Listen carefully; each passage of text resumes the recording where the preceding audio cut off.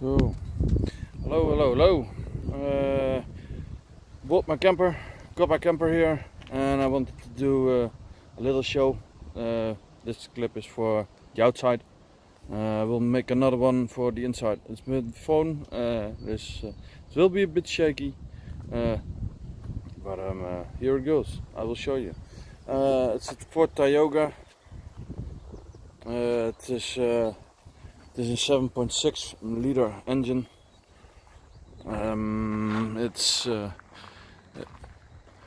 10 meters long, 32 feet, and it's 26 years old. I will pop the motor. So kept quite well. Original striping. Interior is quite looking nice, and where it is there isn't much to do or to see under the hood, but yeah, why not? It's possible, so why not? Let's see if I can get it open.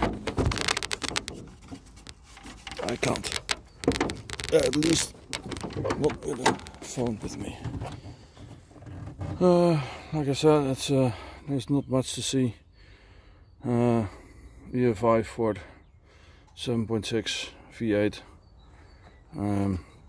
One small starter battery. There is a little extra module because this one should be running on LPG as well. So I'm driving on normal petrol and I'm driving on LPG. Here you see a little bit of the LPG system, but it's bound to be changed because it's not running perfectly on it, and there's going to be a different system built in. So that's closed. It's quite nice. Kept well. 5 top lights, white.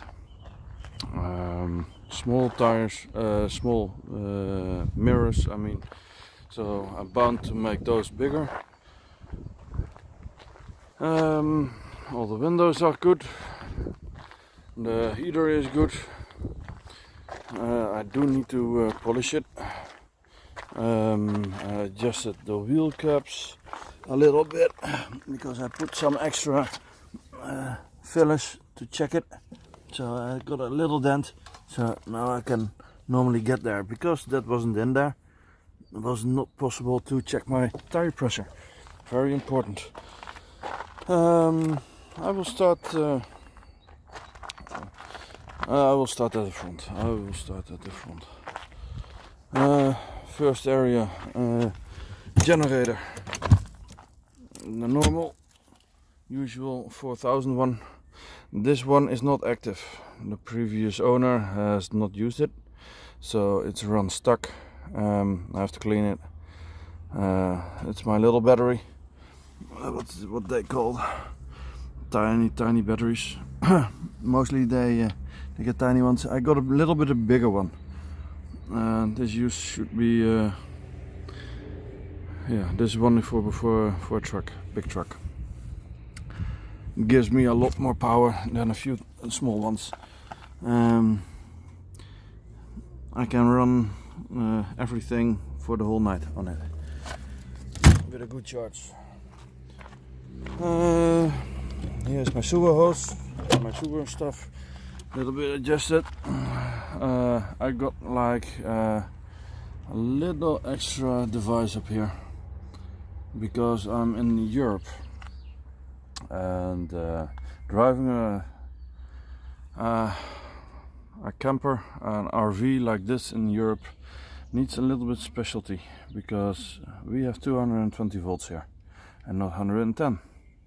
So this is a converter from 12 volt to 220 volt. This one is 2500 watts, and because we don't have, like on camping sites and that sort of stuff, we don't have something called like 110 volts. I am bound to buy another one for the 110 volts, and that will be a 3000 watt or 4000 watt to change it from the battery. to get my microwave working, because I cannot just take a converter for 220 volts to 110 volts. Problem with that, it's we have 50 hertz and America has 60 hertz, so even though you change the voltage, they don't work. Well, this is the usual. It works perfectly. There's a new rod in it. I do need to change this one. This one I need to get a different one for. I find it kind of scary, and it's dripping a little bit. But it's only like when it's really it's just been on. So this is the black tank. Quite simple. There's no more to see than a big tank. So cannot take it out because the tank is bigger than this hole. So the great tank, as if you've seen, is there at the back. Quite large. The great tank is 150 liters. The black tank is what was it? 80 or 70 or 80 liters. Well, the gasoline, fuel. This is auto gas, and that's for the first two tanks. And here there's for the second pair of tanks, because I've got 4 tanks of LPG, LP, how you call it, water. The water tank. Most have the water pump inside. I don't have the water pump inside. I have the water pump at the side of the tank. Tank is about half full. Just had a shower. That is a part that I still need to change. Previous owner has been busy here as well. Probably one broke, couldn't get a new one. Put something like this between it. There should be a shut off here, because this is the drain. So yeah, I will have to go to Amazon or something and get some new. This one is new. I got that from Amazon a little bit of time ago. Changed a bit of the cable work, because I have like 110, 220 and antenna running through here. Oh, it's getting windy suddenly, sorry. So that's the fresh water tank. That was 120 liters. Here we have my system of electricity. This is one from the generator. If I would put the generator on, I put this one in here, and I will have like I will have 110 volts everywhere. But as I don't, it doesn't work. So this is the connection for us. This is 220 volts. Most of the campings here have like 10 amps, like really low. Some will have 16. If I mostly I want to find 16, but in my rig I actually don't need power from the grid. For me, the power at this moment, 220, goes to this box. From this box it goes to various systems. One is going to my washing machine that I have inside. One is going to this little converter, 110 volts, because if I have 220 and I put this on, at least I can charge my battery and do little appliances that I have that are on 110 volts. I can use them, as long it's not like a microwave or a fridge, because they definitely need the 60 hertz and they don't work otherwise. So one is going, where is one going? one is going through here. This one is going around. That's this box actually. This one goes to the interior, so it's the generator, or this converter. That's this box. So when I have that on, I have to make sure these two switches are off, because if I get like 220, the 220 will go to my grid, and at my grid, the interior grid, the other converter is connected there as well, and I now connected it through these two.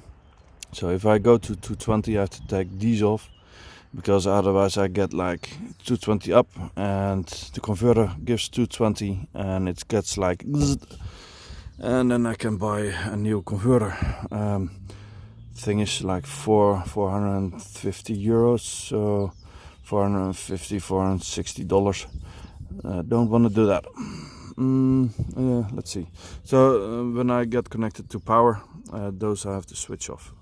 I forgot it once, and that costed me dearly. Here we have like television, radio antenna. So it's quite a deep box, and it's quite empty. So, but this is the electrical for now. On this moment, probably is bound to change here and there in the future. So that's it. Here we have the back. This is a small moped carrier that I have here. I bought a moped. I will get the extra things to use with this next week probably.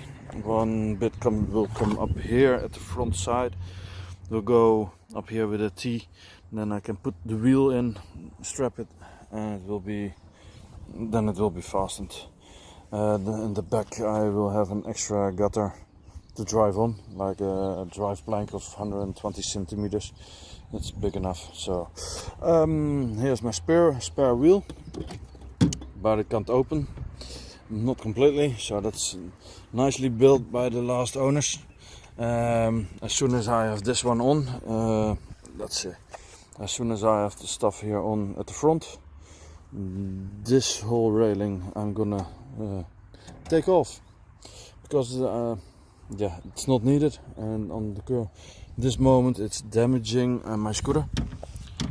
So yeah, here you can see a spare wheel, and well, it's quite big and it's half empty. This compartment, why? Because this thing is in front of it. So my furnace is here at the back. I can go upstairs, but I am not going to do that now. I will do that on a later stage. Maybe not. Here I have some compartments. I still have to work on them. Come on, work with me. Thank you. It opens. One little compartment. It's actually quite deep.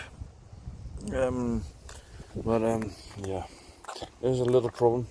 They have all these, but the previous owner put these one new in, and they don't have like the little flips that go in here. So I still have to get the other ones connected here. But yeah, it's like I said before, it's 26 years old. I have to do some work so here and there on it still. This is all my water stuff. Yeah, and some leveling stuff, blocks. It's also a normal compartment to get your junk in. You want to get rid of your junk. This is my cooking. My cooking stuff, the LPG, still quite empty. I don't have that much stuff with me. I got there some extra plumbing for water. This comes from the washing machine. Yeah, and I can still connect something up there. It's warm and cold water, so for winterizing. It's handy to get it all yeah, nice and emptied out.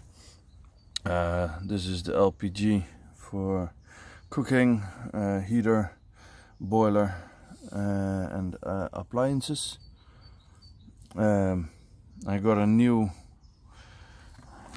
well, refurbished. We had to fix this one because it was leaking gas from here. It's now fixed and by the garage, so I can use it again. I do have a problem with my fridge at the moment still, because the reigniter is still broken, I think, and there is a little crane of a shutdown crane valve. It's leaking gas, so if I put that on, gas is leaking. So on this moment I'm not using it as I normally do. Yeah, an old light, it's like terrible. It has to be replaced, and my new awning. And this is I will not go into the sunlight because it's like not good for the viewers. Yeah, that's my little awning. It's 6 meters long. The old one, the American one, has kept on it and kept working for 26 years. Only the first thing, when I was driving, I got into a storm and suddenly I didn't have an awning anymore.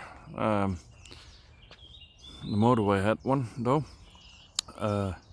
Yeah, but I'm glad I have a good insurance. It's full insured for everything, every damage.